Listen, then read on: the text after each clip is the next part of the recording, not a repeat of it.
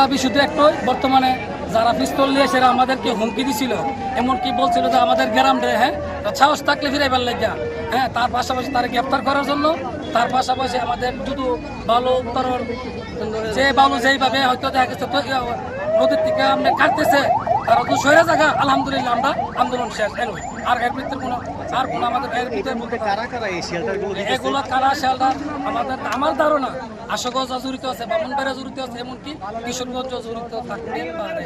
হয়তো তারা বলতেছে যারা আনছে মেহেন্দিগঞ্জ, মেহেন্দিপুর আর কাটতেছে বাহাদুরপুর মুজার থেকে। এ ব্যাপারে কারো কোনো উদ্যোগ দেখতেছি না। আশুগঞ্জ থানার থেকে এরকম কোনো উদ্যোগ নাই, আমাদের আশুগঞ্জ ইউনিয়ন থেকে কোনো উদ্যোগ নাই, এমনকি বামনবাড়িয়া থেকে কোনো উদ্যোগ নাই। আমরা কি অবস্থাতে আছে, আমাদের জমি বিলীন হয়ে যেতেছে। আপনার নাম কি?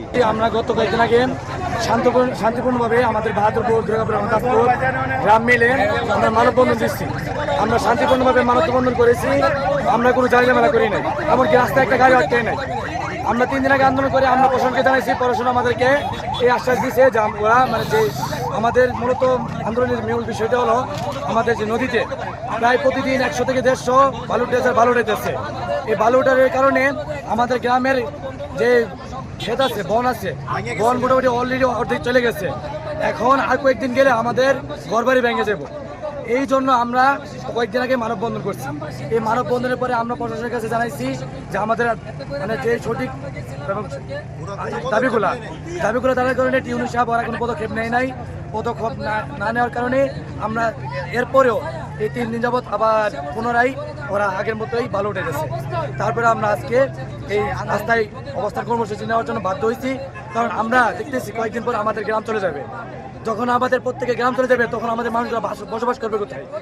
এবং এই তারপরে আমরা যখন আজকে সকালবেলা প্রথমে ওই জায়গায় যারা বালু তোলে তারা বালু না তোলার জন্য আমরা গেছি, যাওয়ার পরে তা আমাদেরকে সরাসরি অস্ত্র নিয়ে আমাদেরকে হামলা করছে, আমাদেরকে দাওয়া করার পরে আমরা ওইটা তারপর রাস্তায় আসছি। আমরা এখন সরকারের কাছে একটাই দাবি, এই যে যারা বালু উঠাইতেছে প্রত্যেককে গ্রেপ্তার করতে হবে আগে, অবৈধভাবে বালু উঠানোর কারণে, এবং আমাদের গ্রামবাসীকে অস্ত্র দিয়ে দৌড়ানোর কারণে তাকেও গ্রেফতার করতে হবে। এবং আমাদের এই ভালো যাতে আরেক ফোটা না ওঠায় সেই দাবিতে আমরা এখন রাস্তায় অবস্থান কর্মসূচি। আমার এলাকার মধ্যে কি এই ধরনের বালু চোররা বালু তুলে বালু খাবে, এই সুযোগ আমরা দিব না। আমি এই মাত্র ডিসির সাথে কথা বললাম, ডিসি বলল যত মানে এখানে ড্রেজার আছে সব ড্রেজার সরাই দিবে, পুলিশ পাঠাইছে, র্যাব পাঠাবে। এরপরে যদি একটা ড্রেজার থাকে সেই ড্রেজার ঘুরাই দেওয়ার দায়িত্ব আপনাদের। সরকারি ভাবে যদি কেউ বালু উত্তোলন করে সেটা সরকারি একটা নির্ধারিত জায়গা থাকে, সেই এলাকা এবং সীমানার মধ্যে কতটুকু তুলতে পারবে এটার একটা নিয়ম নীতি আছে। কিন্তু আপনি এক এলাকা ছাইরা আরেক এলাকা একেবারে মাটি, এখন তো পানি বোঝা যাচ্ছে না, পানিটা টান দিলে বুঝতে পারবেন যে কি পরিমাণ বালু এখান থেকে। নগদ নিয়ে এলো হার না মানা হার অফার। সর্বনিম্ন 10,000 টাকা রেমিটেন্স নগদে পাঠালে থাকছে স্বর্ণের হার জেতার সুযোগ। এই এলাকা বাঁচানোর স্বার্থে সবাই যে এক হয়েছে সেই জন্য আপনাদেরকে স্যালুট দিচ্ছি। শুনেন একটা কথা বলি, দেশের স্বার্থে দশের স্বার্থে কোনো দল নাই। আপনারা সবাই একসাথে জুলাই আন্দোলন সফল করছেন কিনা? তাহলে এই যে আপনাদের নিজের এলাকা বাঁচানোর স্বার্থে সবাই এক থাকতে হবে। সরকারের এই যে বিএনপির নাম যারা বলতেছেন বিক্রি করে খায়, তাদেরকে আপনারা যারা চিনেন তাদের তালিকা আমাদের কাছে জমা দেন। তাদেরকে কথা দিচ্ছি তারা বিএনপি করতে পারবে না। তারেক রহমানের দল করলে তারেক রহমানকে অনুসরণ করতে হবে। তারেক রহমানকে কি দেখছেন আপনারা এইরকম ভাবে কোনো কাজ করতে আসার পরে?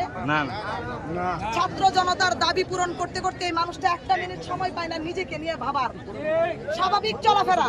তাহলে এই দলের নাম যারা বিক্রি করে তারা এই দলের কেউ না। এই দলকে যারা আপনারা চিনেন তাদেরকে ধরে থানায় দিবেন, দিয়ে আমারে ফোন দিবেন। শুনেন, এলাকা বিশৃঙ্খলাকারী কিংবা দলের সুনাম নষ্টকারী বিএনপি হইতে পারে না। এসব চোর ডাকাতের জায়গা বাংলাদেশ জাতীয়তাবাদী দলের নাই। আপনারা সবাই ঐক্যবদ্ধ থাকবেন এবং আমি আপনাদের হয়ে অলরেডি কথা বলেছি, ড্রেজার সরিয়ে নেওয়া হবে। আমাকে শুধু আপনারা 2 দিন সময় দিবেন, আপনারা বলেছেন সেটা দিবেন। আমাদেরকে কারণ পিস্তল হচ্ছে- দিয়ে আঘাত করতে, এটা কি স্যার হ্যাঁ, আমি বলেছি এই যে আপনাদের কাছে কার কার কাছে ভিডিও আছে, এই ভিডিও ফুটেজ দিয়ে আমি আপনাদের পক্ষে বাদী হয়ে মামলা দিব। আমি আপনাদের পক্ষে বাদী হয়ে মামলা দিব তাকে গ্রেফতার করানোর জন্য। কথা কি বুঝতে পারছেন? কিন্তু এখন যে হাজার হাজার মানুষজনদেরকে আমরা কষ্ট দিতেছি, এটাও তো আমাদের তাদের দিকটা বিবেচনা করা দরকার কিনা? আমরা সময় তো আছে, এই রাস্তাও আমাদের, এই এলাকার জনগণও আছে। এই 2 দিনে যদি সেই সমাধান করতে না পারি, এই রাস্তা আপনারা দখল করে না পাবেন। 2টা দিন সুযোগ দিতে হবে, হবে কিনা? আমি এই 2 দিন এলাকায় আছি ভাই, এই এলাকায় আমি আরো 2-3 দিন আছি। আমার সাথে আমারে আপনারা পাবেন। আপনারা যারা আছেন, আমি তো আপনার এলাকার সন্তান, সরকারের প্রতিনিধি পরে এই এলাকার মেয়ে, তো এই এলাকার মেয়ে হিসেবে এই এলাকা রক্ষা করার দায়িত্ব আমারও, আমার কিনা? এখন আমরা কি এই যে মানুষগুলোরে কষ্ট দিতেছি, এখানে অ্যাম্বুলেন্সও আছে, রোগীও আছে, বিদেশগামী মানুষও আছে, তাদেরকে আমরা এখন মুক্তি দিতে পারি কিনা? রাস্তাটা ছেড়ে দেন, আর আপনাদের সাথে আমরা এখনো আছি।